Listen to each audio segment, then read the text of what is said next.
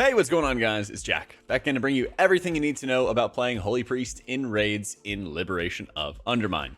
Biggest thing with Holy Priest these days is playing around Apotheosis, which has become an even larger part of our talents thanks to the revamp in 11.1. Holy Word Salvation is no longer part of our talent tree whatsoever, and they've shaken up a few of our talents in some big ways. One of which is Restitution, which is super high up on our talent tree, and it allows you to resurrect from death without incurring any sort of battle res. So whenever you die and hit angel form, you want to spam as many heals as you possibly can to make sure that you are reviving once more at 100% health. They made some big changes to Divine Hymn and allowing you to channel it faster, and the supporting talents to help your allies is Gales of Song, which is also placing additional Prayer of Mending stacks onto your allies, which is super important for our talent build in Raid, since we're running Answered Prayers, where more Prayer of Mending is applying Apotheosis to us, where we get a proc for about 8 seconds or so, and with a new talent, Eternal Sanctity, we can extend the duration of our Apotheosis every time we cast a Holy Word. So the entire build is focused really heavily upon casting lots of Holy Words, especially during our Apotheosis window. And of course, we are going to end up playing with the Archon Hero talents, and that is revolving all around Halo. And so with the Archon Hero talents, we also have access to Perfected Form, increasing our healing when we're in Apotheosis, and Sustained Potency, which is allowing our Halos to further give us more Apotheosis uptime. Some other key talents for Holy that were added in 11.1 are Light in the Darkness, which not only increases the healing of your Holy Words, but also increases the range that you have for Holy Word Sanctify. This is our AoE Holy Word, and so you have a larger reticule effect to place your Holy Words, but if you're used to using cursor macros, you may not see that reticule. So I would recommend maybe turning off the reticule or playing with it in your spell book so you can kind of get a feel for that increased range when you are then casting the ability. One of the best ways to use Sanctify is, of course, to always try to make sure if you are also taking damage to fit yourself and all of your allies within that range, because it will heal 5 allies at a time, and it's insanely important to try to squeeze as much value out of it as you possibly can. You also are going to be getting a lot of Holy Word value thanks to Divine Image, which every time you cast a Holy Word is going to spawn your Naru.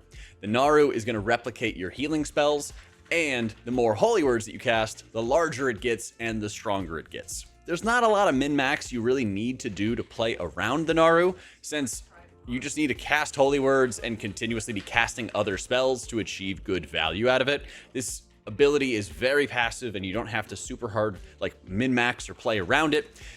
The goal is, of course, to time your Halo and Apotheosis, like we'll talk about in the rotation section in just a second, to maximize their output when big damage is happening. But that also means you need to be casting quickly to take advantage of Divine Image's increased healing as well. Holy Priest is all about maximizing your Holy Words, with both Serenity being your single target Holy Word and Sanctify being your AoE.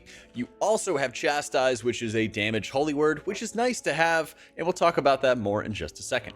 But our gameplay in raids is all focused around using our cooldowns, with both Halo being a 1-minute cooldown and Apotheosis being a 2-minute cooldown.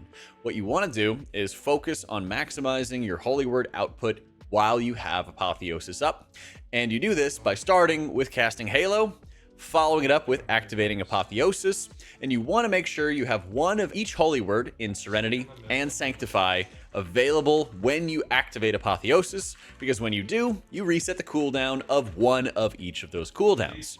So you cast Halo, hit Apotheosis, and then you're sitting on 2 charges of Serenity and 2 charges of Sanctify. You immediately want to spend those Holy Words as fast as you can, using them for AoE healing with Sanctify, single target healing with Serenity, and then you're going to be building up a lot of Surge of Light charges thanks to Archon's Hero talents. Every time the Halo is produced, it forms a new Surge of Light proc, which makes your flash heal instant cast. With the Archon Hero talent, it gives you cooldown reduction for Sanctify, and in the base tree, you also get cooldown reduction for Serenity. So both your Holy Words are getting cooldown reduction, and Apotheosis, as a cooldown, accelerates that cooldown reduction. So your goal is to make sure that you don't overcap on either Serenity or Sanctify, and are continuously keeping them on cooldown, not overcapping on your Surge procs, since you can only hold 2 Surge procs at a time. Then you are going to want to make sure you use Prayer of Mending on cooldown, and you can even take advantage of the Epiphany talent to reset the cooldown of your Prayer of Mending. So if you have one of each Serenity and Sanctify, you can cast Prayer of Mending, cast a Sanctify right afterwards, and try to play to game the cooldown reset for your Prayer of Mending, which, as we mentioned in the talents, can give you a lot more Apotheosis uptime if you're gaming it properly for your resets. They did make a change to our Renew in 11.1 with the Empowered Renew talent, which gives it a cooldown, but also gives it more Sanctify cooldown reduction. So, following in our priority list, once you're keeping your Holy Words on cooldown, not overcapping on Surge procs, keeping Prayer of Mending on cooldown, then you can cast Renew and farm up some additional Sanctify value. After that, if you are not overcapped on Holy Words, you're not overcapped on Surge procs, you've been keeping Prayer of Mending and Renew on cooldown, this is where you can hard cast some flash heals to provide spot healing for your allies. Once you've taken care of that, you're able to farm up some more Serenities, and your goal is to continuously be aggressive casting Holy Words during your Apotheosis window. Because not only are they going to be more powerful with all the buffs that we have for them with our talents, but they're also going to be free, allowing you to be really aggressive with your mana with flash heal casts to try to farm up more Holy Words. After that, start casting Smite so you can try to farm up some Surge procs, since they're massive value to have, especially when you have Apotheosis up. Keep in mind, when you do not have Halo and Apotheosis together, you'll still have Halo's cooldown, and you can use this in conjunction with Divine Hymn. So what you would do is cast Divine Hymn, cast a Halo, and then usually after you cast Divine Hymn, it'll proc your Apotheosis once again, because your Gales of Song talent is applying Prayer of Mendings during your Divine Hymn, and your Halo is applying more Surge of Light procs for you, and allowing you to first proc Apotheosis, and second, give you Surge procs, which can help give you more Holy Words, which gives you more Apotheosis value, which just further increases your healing. You don't really use much heal these days. You could use it during like a lot of downtime if you wanted to farm up more Holy Words, and it's super important to prepare Holy Words every time you're about to set up for Apotheosis. And so that could involve making sure you have Serenity and Sanctify, one of each, banked up before you cast that Apotheosis. And if you can find a time to cast Chastise when your Prayer of Mending is on cooldown to try to game a reset for your Prayer of Mending, that's amazing as well. Holy Priest stat priority going into Season 2 is working to balance crit and mastery as best as you possibly can.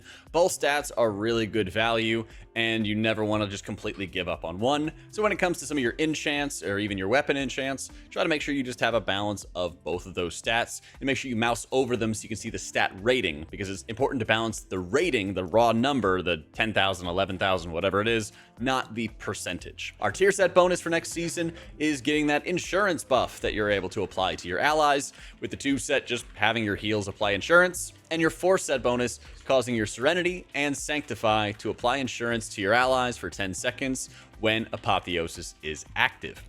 This means you have even more burst healing coming from your Apotheosis, and it's super insanely important to just slam down these Holy Words. Now, this is the best build even if you don't have the tier set, but it's even more important to play around it once you do get it. So this is an incredibly important thing to practice. Make sure that you're actually tracking insurance on your frames. You can use an add-on like ID Tip, which will show you when the insurance buff is on the target. It'll basically show you the spell ID, and you can add it to your cell raid frames or unit frames or whatever you have. Super important for this, because you want to make sure that you're not Serenitying the target that already has insurance on them. Sanctify will only apply insurance to one ally, and so usually it'll be pretty easy to make sure that it doesn't automatically apply to somebody who already has it. When it comes to our utility in the raid, I mentioned before about utilizing Divine Hymn. The goal for this is to try to find an area not only where you can stand still and channel, but follow through with a lot of healing, since it's expected that you're going to proc Apotheosis after the channel. When it comes to Symbol of Hope, this is giving you 30 seconds off of your major defensive in Desperate Prayer, and 30 seconds off the cooldown for all of your allies. So the goal on this one is try to get like 2 casts in the fight. Try to cast Symbol within like the first minute or so of the encounter, so you can cast it a little bit later on as well, so that you can take advantage of the increased mana gains that it will provide when people are missing mana. This is always super valuable for a progression environment, and if there is big damage coming early on in the fight, just try to use Desperate Prayer, follow up with Symbol, so you can get some cooldown reset for your personal defensive, and try to communicate that to your allies as well. When it comes to your personal defensives, Desperate Prayer is, of course, incredibly helpful, as is making sure you're casting Fade and have a comfortable keybind for it.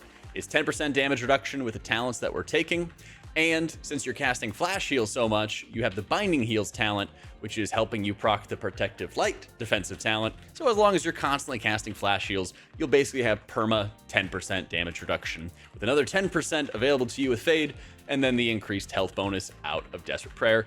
And heaven forbid you perish, well, you got Restitution with the talents to resurrect you as well. Guardian Spirit, as a result, should not really be used on yourself too frequently, and you shouldn't find that you need to spam heal yourself a lot if you're getting enough Flash Heal casts out, since you have Leech Enchants, and you have baseline Leech out of your talents, and you have Binding Heals. There's a lot of self-healing capabilities that the spec has access to. Obviously, if you're about to perish, you should heal yourself, but when you know that there's big damage going out onto the entire party, try to prioritize some other people first, if you are comfortable with where your health is and there's no threat or risk of unexpected damage that's going to be taken by you. Since Guardian Spirit is going to be a 3-minute cooldown, since you're not going to have the Guardian Angel talent anymore, it is good to be aggressive with this cooldown. It is good to make sure you're using it to save anybody's life. What I like to do in a prog environment is just ask my tanks if they expect to call for my Guardian Spirit at any time, because if they say no, or they might say that they want to hold it for something else and they prefer other damage reduction cooldowns, then I'll try to be a little bit more aggressive with Guardian Spirit to save somebody and let the damage reduction tools that other healers have, like Iron Bark or Pain Sup, be utilized for the tanks. Overall, I think Holy Priest is incredibly powerful for the Liberation of Undermine raid, and it's going to be incredibly important to focus on what they call a lot of your spot healing or triage healing. Holy Priest is one of only a few healers that can bring really consistent and really effective single target healing, and so it's more important than ever to make sure that you are very aggressive with your Serenities, but also are mindful of extra damage mechanics and when somebody might need a little bit more attention than others, because you can't quite expect all the other healers in a raid team to provide the single target healing that you can also provide. If you're in a raid group with a Disc Priest, for example, they have a shield and that's kind of about it to provide some spot healing to allies. And so it's more of your responsibility to focus on that single target than it is for the Disc Priest. These are some big things to keep in mind depending on the composition that you have access to with your team, and it's always something that you want to be mindful of when you're progressing onto new encounters. If you're looking for any extra info for trinkets, Fist gear, all that other good stuff, any updates, consumables, enchants, it's all going to be in my Wowhead guides in the description down below. Be sure to check that out, and if you're enjoying this video, be sure to like and subscribe as well. Huge love to our patrons for making all this content possible. Thanks so much for watching, guys. I'll catch you all next time.